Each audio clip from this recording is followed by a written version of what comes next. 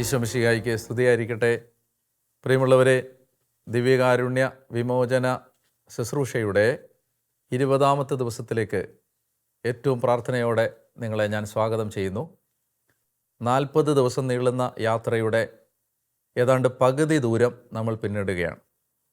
നമുക്കൊന്ന് നന്നായിട്ട് തിരിഞ്ഞു നോക്കി നമ്മൾ എങ്ങനെയാണ് യാത്ര ചെയ്തത് എന്ന് വിലയിരുത്താനുള്ള ഒരു സമയം കൂടിയാണിത്.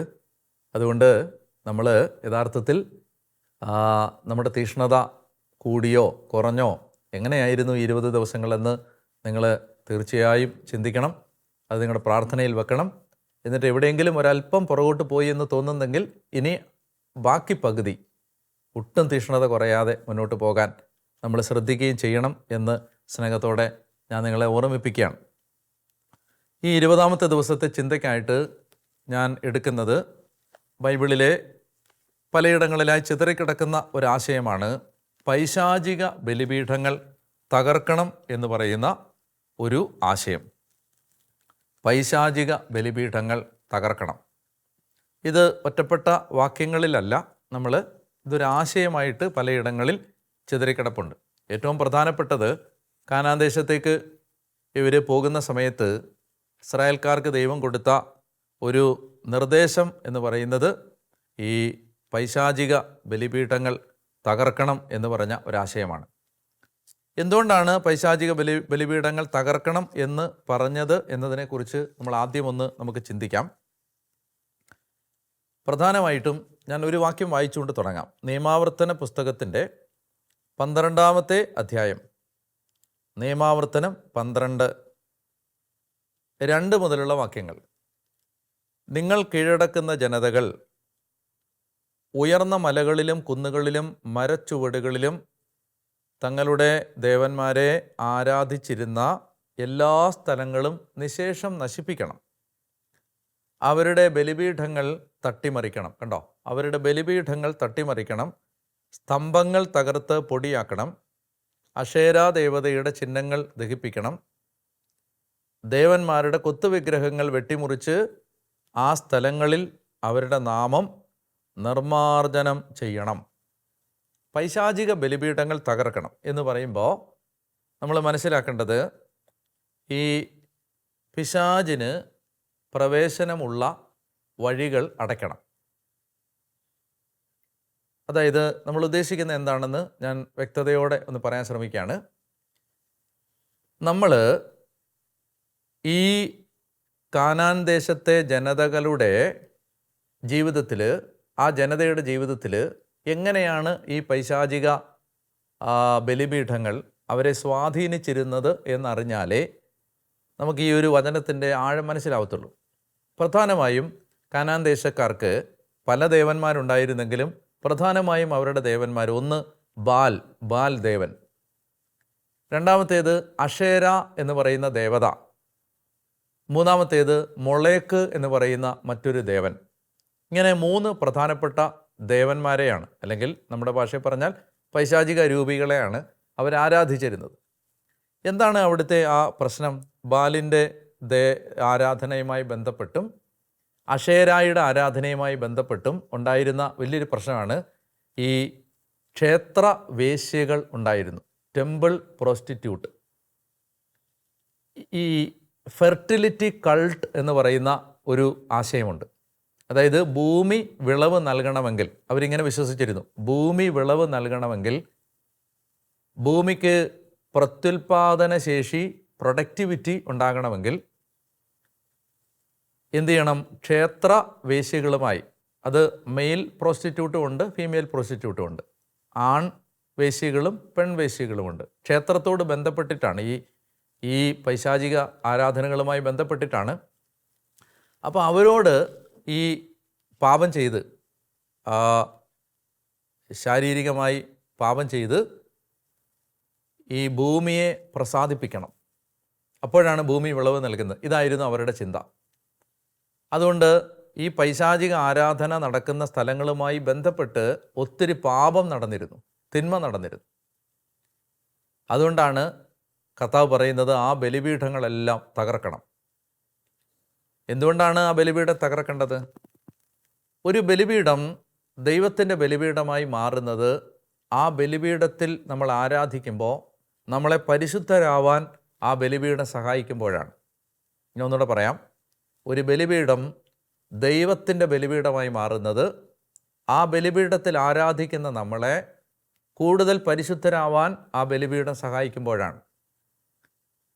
ഇപ്പം നമ്മൾ പലയിടങ്ങളിലും ഒരുപാട് ഭക്തരായ ആളുകളെ കാണുന്നുണ്ട്. അവർ ഭക്തരാണ്, പക്ഷെ അവരുടെ ഭക്തിയെല്ലാം എന്തിനാണ്? കൂടുതൽ കൊള്ളലാഭം ഉണ്ടാക്കാൻ, കൂടുതൽ മറ്റുള്ളവന് അവകാശമായിരിക്കുന്ന കാര്യങ്ങൾ പിടിച്ചെടുക്കാൻ, അല്ലെങ്കിൽ അധികാരം കിട്ടാൻ, രാഷ്ട്രീയമായ അധികാരങ്ങൾ സ്ഥാപിക്കാൻ, നമ്മൾ വലിയ ആളുകളായി മാറാൻ, ബിസിനസ് മെച്ചപ്പെടാൻ എന്ന് പറഞ്ഞാൽ അക്രമം, അഴിമതി, അനീതി, കുതികാൽ വെട്ട്, കള്ളത്തരം ഇതൊന്നും അവസാനിപ്പിക്കാതെ അനുഗ്രഹങ്ങൾ കിട്ടാൻ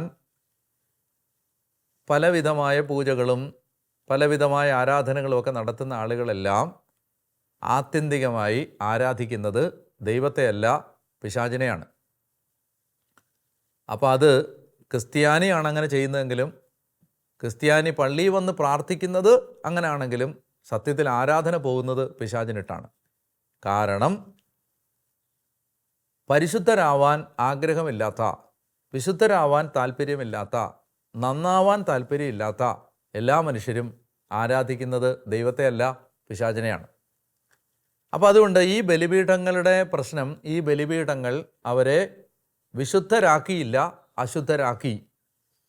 തങ്ങളെ തന്നെ മ്ലേച്ഛത നിറഞ്ഞ മനുഷ്യരാവാനാണ് ഇത് അവരെ പ്രേരിപ്പിച്ചത്.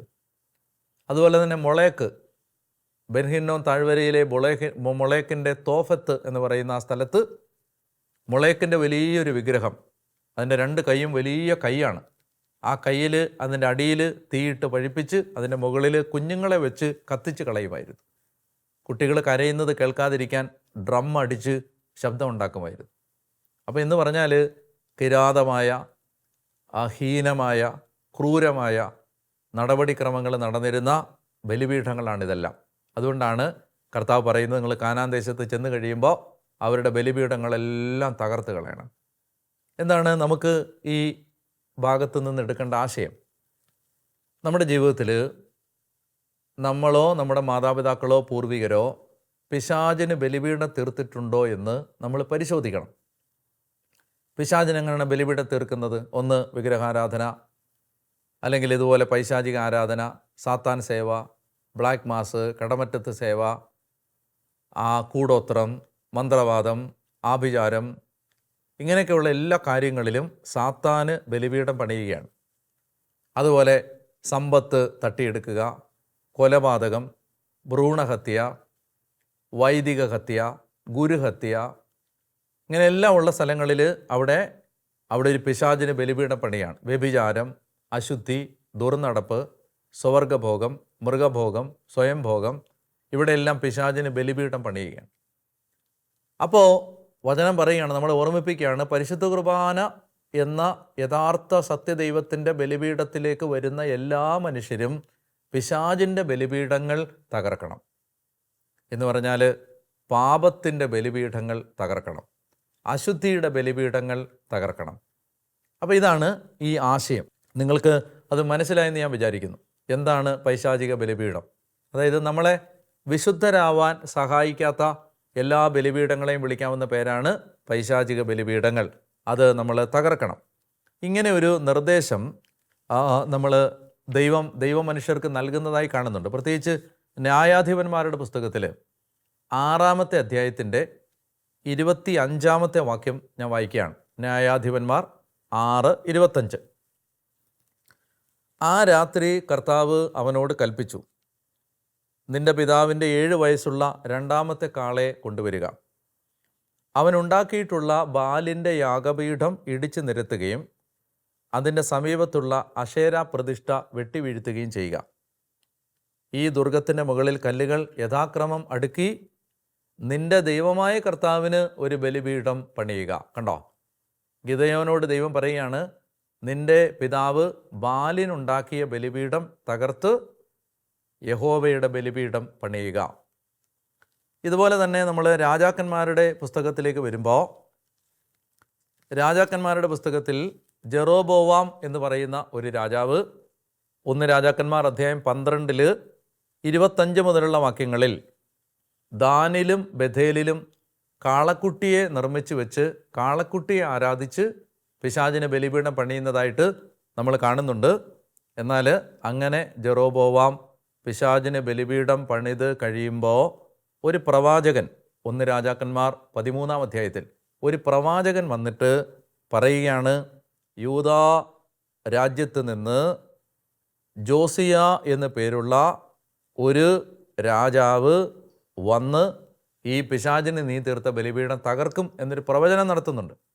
നമ്മൾ പിന്നീട് യൂദായുടെ പരമ്പരയിൽ, ദാവീദിൻ്റെ പരമ്പരയിൽ ജോസിയ എന്ന് പറയുന്നൊരു രാജാവ് വരികയും ഈ ജെറോബോവാം നിർമ്മിച്ച പിശാചിൻ്റെ ബലിപീഠങ്ങൾ തകർക്കുകയും ചെയ്യുന്നത് നമ്മൾ കാണുന്നുണ്ട്.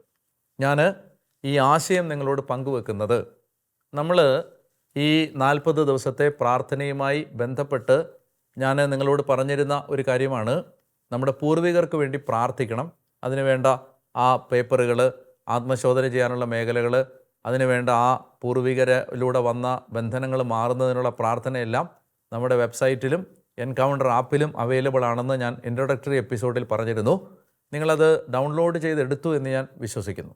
നമ്മൾ ഈ 40 ദിവസവും ഇനിയുള്ള 20 ദിവസവും 20 ദിവസം കഴിഞ്ഞ് ഇനി 20 ദിവസവും നമ്മൾ ചെയ്യേണ്ടത് ഈ പൂർവികർക്ക് വേണ്ടിയുള്ള പ്രാർത്ഥന ശക്തമായിട്ട് നടത്തണം. അങ്ങനെ നടത്തുമ്പോൾ പൂർവികരായി നിർമ്മിച്ച, ഇവിടെ ഗിദെയോനോട് പറഞ്ഞ പോലെ പൂർവികരായി നിർമ്മിച്ച പിശാചിൻ്റെ ബലിപീഠങ്ങൾ തകരും. അവിടെ നമുക്ക് കർത്താവിൻ്റെ ബലിപീഠം, നമ്മൾ എന്നും കുർബാനയ്ക്ക് പോകുന്നുണ്ട്, അപ്പോൾ കർത്താവിൻ്റെ ബലിപീഠം പണിയാനും സാധിക്കും. ഞാൻ പറഞ്ഞു വരുന്നത്, ഇങ്ങനെ പിശാചിന് വേണ്ടി നമ്മൾ ബലിപീഠം പണിഞ്ഞത് തകർത്ത് കളഞ്ഞാൽ എന്താണ് സംഭവിക്കുന്നത്? ഞാൻ അബ്രഹാമിൻ്റെ ബലിപീഠത്തെയും യാക്കോവിൻ്റെ ബലിപീഠത്തെയും കുറിച്ച് ഒരു എപ്പിസോഡിൽ പറഞ്ഞിരുന്നു. അപ്പോൾ അത് പറഞ്ഞപ്പോൾ ഞാൻ പറഞ്ഞിരുന്നു, ബലിപീഠം പണിഞ്ഞവൻ മരിച്ചാലും ബലിപീഠം മരിക്കുന്നില്ല. ആ ബലിപീഠം ആർക്ക് വേണ്ടിയാണോ പണിതത് ആ ശക്തി അവിടെ ഓപ്പറേറ്റ് ചെയ്യുന്നുണ്ട്. അപ്പോൾ ദൈവത്തിനാണ് നമ്മൾ ബലിപീഠം പണിതതെങ്കിൽ, നമ്മൾ ബലിപീഠം പണിതത് നമ്മുടെ അപ്പൻ്റെ അപ്പനാണെങ്കിലും നമ്മുടെ കൊച്ചുമക്കളുടെ ജീവിതത്തിൽ ആ ബലിപീഠം, ദൈവത്തിൻ്റെ സാന്നിധ്യവും ശക്തിയും അവരിൽ പ്രകടമാകുന്നതിന് ആ ബലിപീഠം കാരണമാകും. എന്ന് പറഞ്ഞ പോലെ പിശാചിനാണ് ബലിപീഠം പണിതതെങ്കിൽ അടുത്ത തലമുറയിൽ പിശാചിൻ്റെ പ്രവൃത്തികൾ നടക്കുന്നതിനും അത് ഇടയാക്കും. അതുകൊണ്ട് നമ്മൾ ബോധപൂർവം സാത്താന് പണിയപ്പെട്ട ബലിപീഠങ്ങൾ തകർക്കണം. ബലിപീഠങ്ങൾ ഞാൻ പറയുമ്പോൾ അത് ഭൗതികമായൊരു സ്ട്രക്ചറല്ല ഉദ്ദേശിക്കുന്നത്, മറിച്ച് സാത്താന് നമ്മൾ ആരാധന കൊടുത്തിട്ടുള്ള എല്ലാ മേഖലകളെയും കുറിച്ച് പശ്ചാത്തപിച്ച് പ്രാർത്ഥിക്കണം. അത് നമുക്ക് വേണ്ടി മാത്രമല്ല, നമ്മുടെ പൂർവികർക്ക് വേണ്ടിയും അങ്ങനെ പ്രാർത്ഥിക്കണം. ഞാനൊരു ഉദാഹരണം പറഞ്ഞ് അത് മനസ്സിലാക്കി തരാൻ ശ്രമിക്കാം.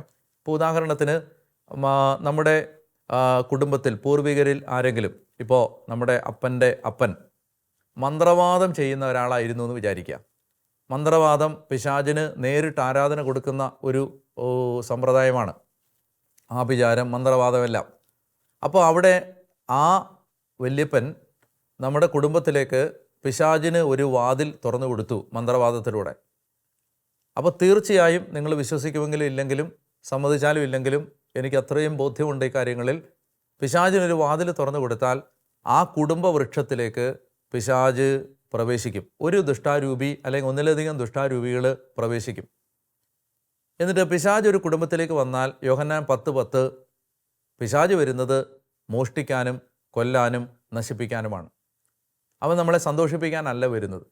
അപ്പോൾ അതുകൊണ്ട് എന്തു ചെയ്യും? ആ ദുഷ്ടാരൂപി ആ കുടുംബ വൃക്ഷത്തിലേക്ക് പ്രവേശിച്ചു കഴിഞ്ഞാൽ ഏതെങ്കിലുമൊക്കെ മേഖലകളിൽ അവൻ തകർച്ചകൾ ഉണ്ടാക്കിക്കൊണ്ടേയിരിക്കും.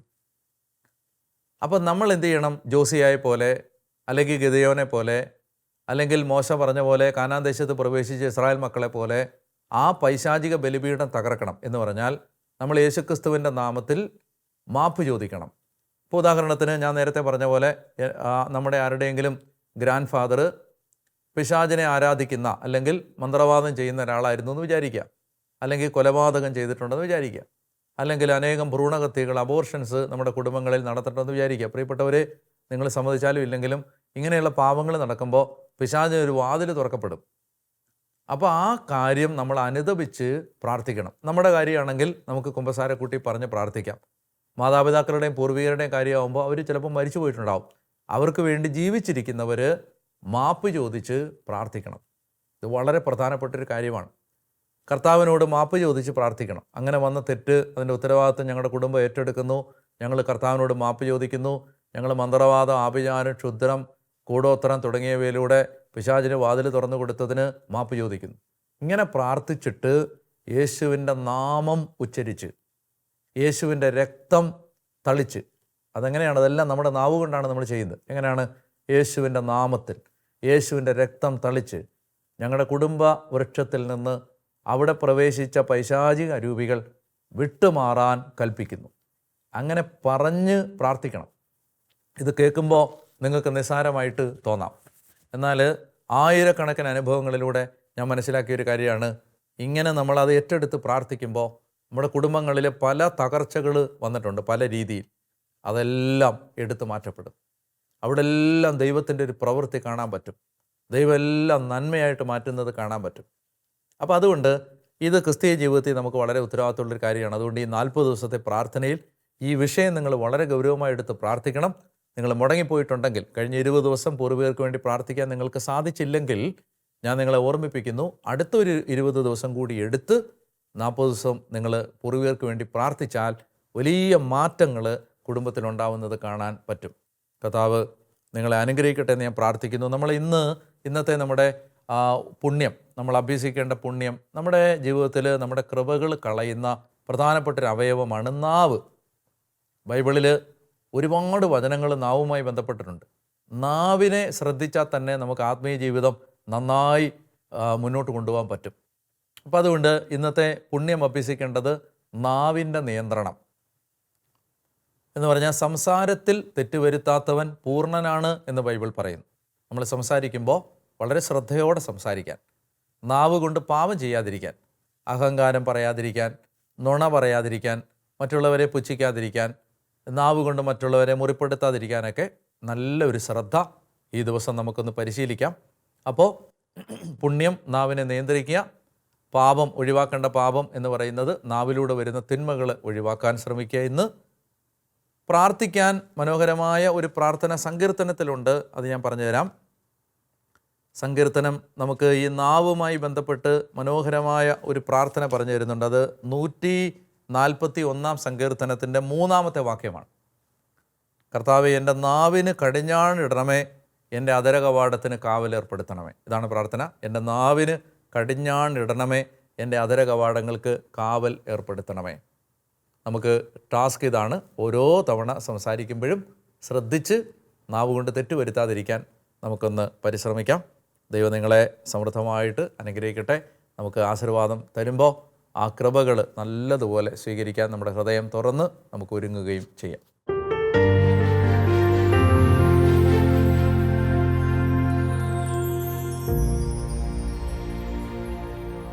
പരിശുദ്ധ പരമാദിവ്യകാരുണ്യേശോയ്ക്ക് നേരവും ആരാധനയും സ്തുതിയും പുകഴ്ചയും ഉണ്ടായിരിക്കട്ടെ. ഇന്നത്തെ ആരാധനയിൽ പ്രിയമുള്ളവരെ, നമ്മുടെ പൂർവികരെ നമുക്ക് പ്രത്യേകം ഓർത്ത് പ്രാർത്ഥിക്കാം. ശുദ്ധീകരണ സ്ഥലത്തായിരിക്കുന്ന നമ്മുടെ കുടുംബങ്ങളിൽ നിന്ന് മരിച്ചുപോയവരെ ഈ ആരാധനയിലേക്ക് നമുക്ക് ചേർത്ത് വെക്കാം. ഈശോയുടെ പരിശുദ്ധ കുരിശിൻ്റെ മുമ്പിൽ, കർത്താവിൻ്റെ പരിശുദ്ധ ശരീരത്തിൻ്റെ മുമ്പിൽ, ദൈവമേ, ഞങ്ങളുടെ പൂർവികർ ചെയ്തു പോയ പാപങ്ങളും ബലഹീനതകളും, കർത്താവെ, ഞങ്ങളുടെ പൂർവികർക്ക് വന്നുപോയ പിഴകളും കർത്താവെ നീ ക്ഷമിക്കണമേ എന്ന് ഞങ്ങൾ പ്രാർത്ഥിക്കുന്നു. ഞങ്ങളുടെ കുടുംബാംഗങ്ങളിൽ, പൂർവികരിൽ ആരെങ്കിലും ഏതെങ്കിലും തലമുറയിൽ സാത്താന് ബലിപീഠങ്ങൾ നിർമ്മിച്ചിട്ടുണ്ടെങ്കിൽ, കർത്താവെ, കുടുംബത്തിൻ്റെ പ്രതിനിധികളായി നിന്ന് ഞങ്ങൾ അങ്ങയോട് മാപ്പ് ചോദിക്കുന്നു. കർത്താവെ, ഈ ദിവ്യകാരുണ്യ ശുശ്രൂഷയിൽ പങ്കെടുക്കുമ്പോൾ, അങ്ങേ ആരാധിക്കുമ്പോൾ എല്ലാ പൈശാചിക ബലിപീഠങ്ങളും ഞങ്ങളുടെ കുടുംബങ്ങളിൽ നിന്ന് തകർന്ന് ഇല്ലാതാവട്ടെ. ദൈവത്തിന് ബലിപീഠം പണിയട്ടെ എന്ന് ഞങ്ങൾ പ്രാർത്ഥിക്കുന്നു. കർത്താവെ, പൂർവികരുടെ ജീവിതത്തിൽ വന്നുപോയ കുറവുകൾ കർത്താവ് കരുണ കാണിച്ച് ഞങ്ങളെ അനുഗ്രഹിക്കണം എന്ന് പ്രാർത്ഥിക്കുന്നു. നമ്മൾ ഈ പരിശുദ്ധ കുർബാനയുടെ ആശീർവാദം സ്വീകരിക്കുമ്പോൾ, പ്രിയപ്പെട്ടവരെ, ഈ ആശീർവാദം നമ്മുടെ കുടുംബങ്ങളിൽ നിന്ന് മരിച്ചുപോയ എല്ലാവർക്കും വേണ്ടി നമുക്ക് കാഴ്ചവെക്കാം. അവരുടെ ജീവിതം കർത്താവിൻ്റെ മുമ്പിൽ അവരുടെ ആത്മാവ് വിശുദ്ധീകരിക്കപ്പെട്ട് ഈശോയോട് ചേർന്ന് അവർ നിത്യമായി അനുഗ്രഹിക്കപ്പെടുന്നതിന് ഈ ആശീർവാദം കാഴ്ചവെച്ച് പ്രാർത്ഥിക്കുകയും ചെയ്യാം.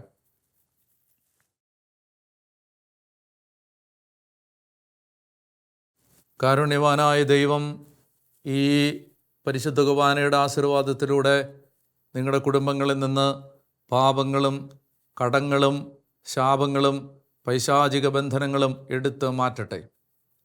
ദൈവത്തിൻ്റെ കരം നിങ്ങളുടെ കുടുംബത്തിൽ ശക്തമായി പ്രവർത്തിക്കാൻ ഇടയാവട്ടെ. മരിച്ചുപോയവരുടെ ആത്മാക്കൾക്ക് നിത്യശാന്തിയും ആശ്വാസവും വിമോചനവും കർത്താവ് പ്രദാനം ചെയ്യട്ടെ. ശുദ്ധീകരണാത്മാക്കളുടെ മേൽ ഈ നിമിഷങ്ങളിൽ വലിയ ദൈവകരുണ വർഷിക്കപ്പെടട്ടെ. കർത്താവിൻ്റെ നിരവധിയായ അനുഗ്രഹങ്ങൾ കുടുംബങ്ങളിൽ കടന്നു വരുന്നതിന് തടസ്സമായി നിൽക്കുന്ന സകല ബന്ധനാവസ്ഥകളും യേശുവിൻ്റെ നാമത്തിൽ മാറിപ്പോകട്ടെ. കർത്താവ് നിങ്ങൾക്ക് അനുഗ്രഹവും സമാധാനവും ഐശ്വര്യവും നൽകട്ടെ, ഇപ്പോഴും എപ്പോഴും എന്നേക്കും. ആമേൻ. പരിശുദ്ധ പരമദിവ്യകാരുണ്യ ഈശോയ്ക്ക് എന്നേരവും ആരാധനയും സ്തുതിയും പുകഴ്ചയും ഉണ്ടായിരിക്കട്ടെ.